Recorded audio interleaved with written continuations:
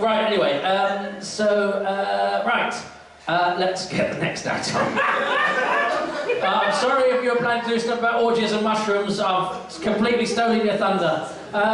Please welcome onto the stage a great friend of this club and a stalwart of the Manchester comedy circuit. Stamp your feet, clap your hands, give it up for Jonny Collins!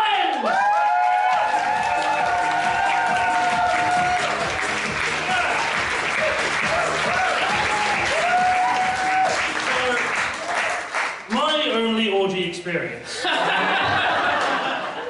was on my now ex-girlfriend's 18th birthday. I was 17 at the time, this wasn't like last week. Don't worry, it's fine.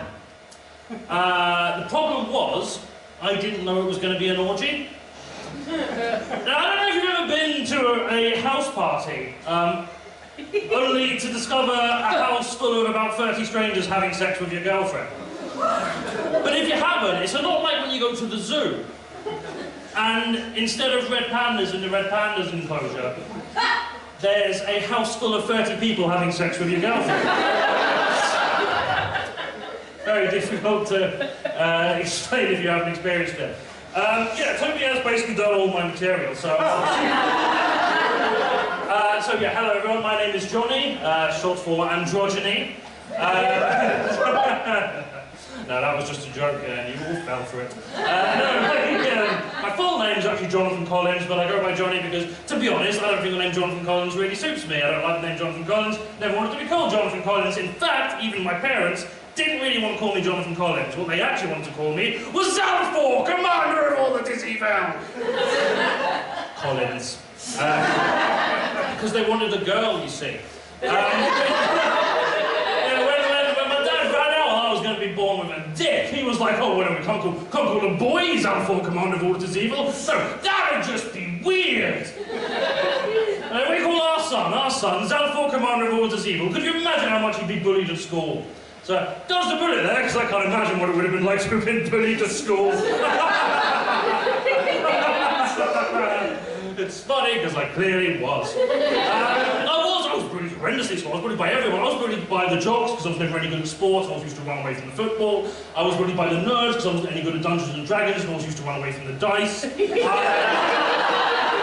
I was bullied by the gangster kids, because I listened to heavy metal music, and I was bullied by the metalheads for listening to the wrong sort of heavy metal music. I was bullied by the boys for having long hair and looking a bit like a girl. I was bullied by the girls for having long hair and looking a bit like a girl. But, joke's on you, Frederick Grammar School, class of 2011, turns out you were kind of right. I'll introduce myself properly. My name is Jonny Collins. I am a pansexual, which essentially what that means is, in theory, I could want to sleep with literally anyone in this room. I am polyamorous, which means, in theory, my partner will be okay with me sleeping with literally anyone in this room. And I'm non-binary, which means, in theory, if any of you wanted to have sex with me, you would be gay.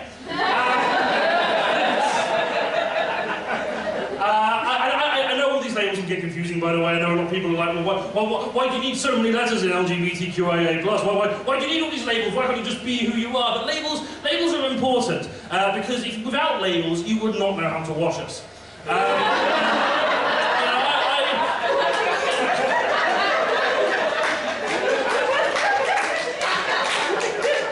will not be held responsible for the state of your white hounds if you remove our labels. Have you got any other non-binary people in tonight? Yeah. For a few of you, fantastic. Well, so for those of you who didn't cheer, what that means essentially is that while you lot are all ones and zeros, we're all nines. Yeah. Thank you. Thank you for that patronising whoop. Essentially what it means is it's like a sub-genre of being transgender, where rather than aligning with your assigned gender or the traditional opposite gender, you are somewhere in between or outside of that binary. Essentially, what I am to gender is what Limp Bizkit was to alternative music. You know, not strictly speaking a rock band, definitely not cool enough to be a rap group, but some innovative yet annoying combination of the two that most people over the age of 25 only like ironically. That is essentially who I am. Can I just say how refreshing it is to perform in a room where I can do material about being non-binary and not just have some old white man in the back death staring me as if he's saying, What do you mean there's more than genders. No one can count that high. It's political correctness gone mad is what it is. It's political correctness gone mad. And I love the phrase political correctness gone mad. I love it, because it sounds like the tagline to the shittest Daily Wire action movie ever. You know, it's, political correctness is back, and this time, it's mad. What? Did you just use the word mad as a synonym for angry? Do you have any idea how politically offensive that is to people with genuine mental health conditions? Stop, people! Political correctness is here, and it's really upsetting how unimaginable these cis-het norms if this family dynamic is. I want your clothes, your boots, and your privilege.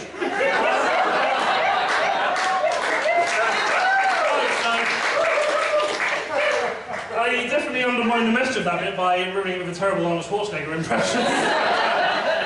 Thank you anyway. I miss the phrase political correctness gone mad. People don't really say that anymore. It's just not the kind of the sole right-wing dog whistle people use anymore. What people say now is they say things are woke.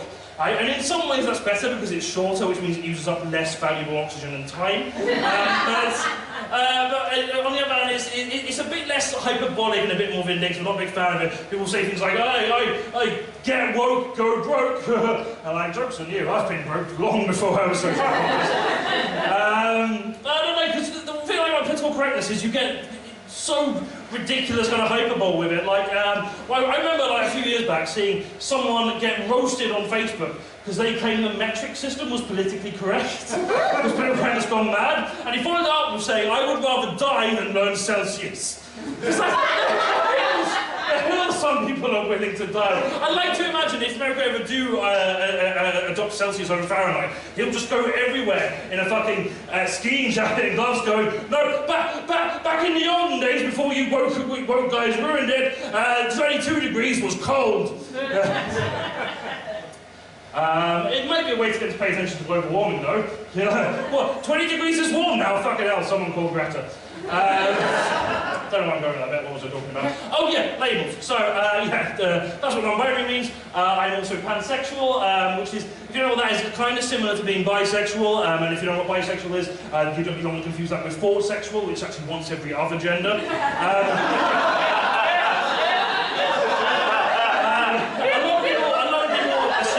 Pansexuality and bisexuality are the same thing, and they're similar, but they're not exactly the same. A lot of people think that bisexuality is exclusionary of non-binary people, and the reason they give for that is because the prefix bi in bisexual obviously means two of a thing, like the word bicycle, a vehicle with two wheels, biped, a two-legged creature, biannual, 2 times a year, bishop, 2 shops.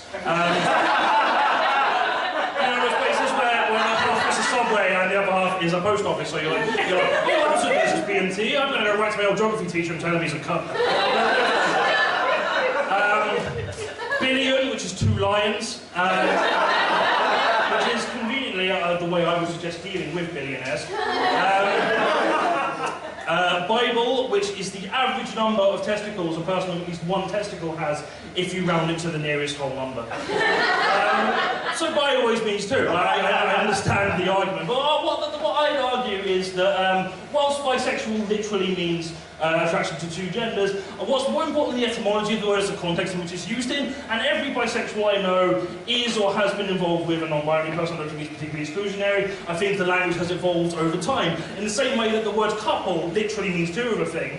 When you all were getting ready to come out tonight, and you were texting your friends going, oh, friends going to see some stand-up comedy, maybe have a couple of pints, and you're already on your 10th.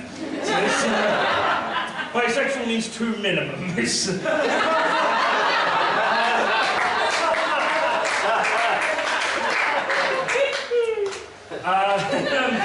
then you might be asking, well, doesn't that essentially mean that bisexuality and pansexuality mean the same thing? And they mean similar but very different things. So, to me, pansexuality is defined by attraction that is not limited by gender, whereas bisexuality is attraction in spite of gender. So I'll explain what I mean. If you ask a pansexual person who they're attracted to, they'll be like, oh, I can be attracted to anyone. The gender or genitals don't really factor into that. If I vibe with someone, I'll be attracted to them. Whereas if you ask a bisexual person who you're attracted to, they'll be like, oh, yeah, I fucking love women. Yeah, women are absolutely gorgeous. Non-binary, I absolutely love them. Yeah. Men, I guess. of bisexuality is the resentment. Which, I identified with that for a long time, actually, because the thing with me is, I apologise to any men in the room. It's not that I'm not attracted to you, it's just the kind of men that I tend to meet on dating apps are not the kind of men I am interested in, because the kind of men I usually pull are, they're not usually gay men. Gay men usually aren't attracted to people like me, that's fine. It's not even bisexual men a lot of the time. What it is bi-curious men and straight men who've given up. Those are the only types of men I ever engage with. And you know, that's fine. I'm happy to be someone's stepping stone into homosexuality. I put that on my CV. I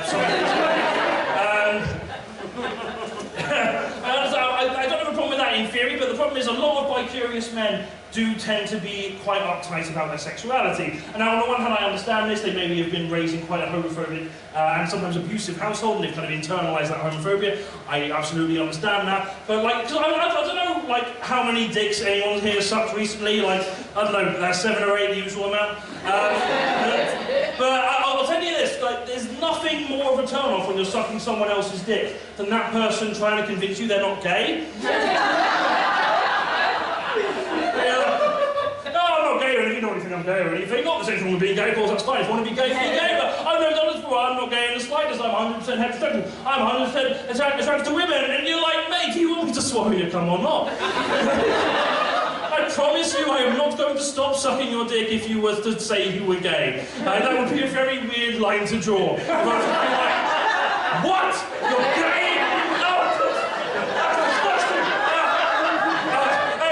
The Bible says Adam and Eve, not, ooh, let's all be gay. Adam and Eve just had a gay man's cock in my mouth.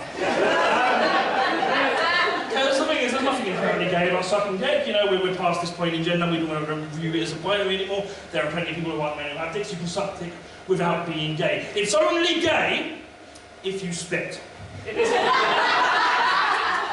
I am the last person who wants to be perpetuating any sexual stereotypes, but I defy you to think of a more stereotypically homosexual image than a man spitting out another man's semen because he doesn't like the taste. It's all weird, it's all gooey, I don't like it, it tastes funny, it's weird on my face. So, what are you, gay? You swallow that semen like a man. Look at your brother, he's finished his semen. He's licked his pay clean of semen, you're in the way. Why can you be more like him? Right, that's it. No dessert till you finish the semen. I do not know where I'm going with that bit. How long have I done? 12. 12, cool, good. Okay, I'll finish up. Yeah, that's pretty good, actually. I'll finish up with the other thing I'm polyamorous, which essentially means that I am in a relationship dynamic where we can have other... Are you okay? I'm in a relationship dynamic where both of us can have other sexual or romantic relationships, and that's absolutely fine. Now, you may assume, being in a polyamorous relationship, that we have lots of casual sex. Yeah, in theory. I would definitely be amenable to that. I quite like sex. It's one of my favourite things to do with my penis. Apart from, of course, you know, painting it blue, putting a face on the tip, and putting wheels on the shaft, and pretending it's a stunt double for Thomas the Tank Engine. You know, apart from that, easily in the top 50.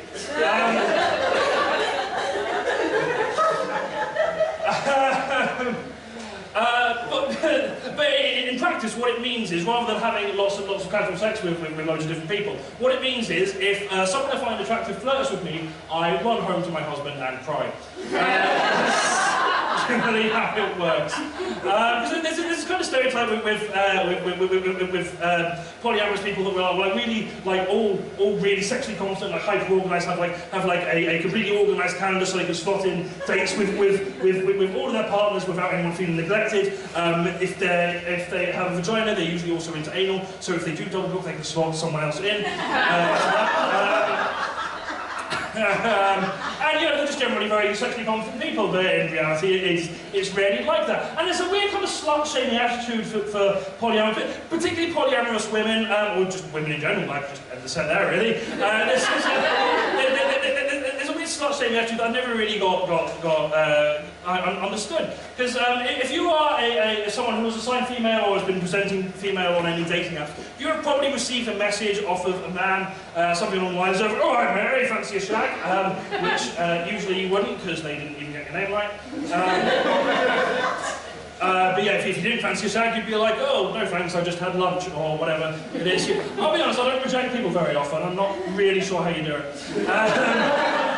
They'd be like, "Oh yeah, no, I don't want to have sex with you, sorry." And you know, being the kind of right-on 21st century feminist man that he is, he'll say, "Yeah, well, I didn't want to have sex with you anyway, you fat ugly slut." And you're like, "Well, that's not what that word means. You can't call someone a slut after they've refused your sexual advances, because what you're essentially saying is, I am so unfuckable that even someone whose only personality trait I decided they like to have sex with everyone won't have sex with me." It makes your question, do they apply this logic to other aspects of their everyday life? Going, "Excuse me, have you got the time?" "No, I don't, I'm afraid, sorry, my phone's dead." "Yeah, well, I didn't want to know the time anyway, you fucking clock."